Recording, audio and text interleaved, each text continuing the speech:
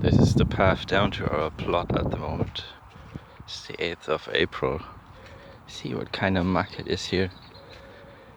You're nearly sliding all the way, have to walk very carefully. The only way of transporting something to the plot is with a wheelbarrow at the moment. There we are now. That's the entrance. Main path. You see what's going on here. A few nice spring bulbs. At least gives you some color. Not much going on at the moment, as you can see. Just popped in a few potatoes. Early ones, very late this year though. And we've got a few onions going here. And garlic from last year. End of last year, exactly. Here we can see the beds that I've built this year.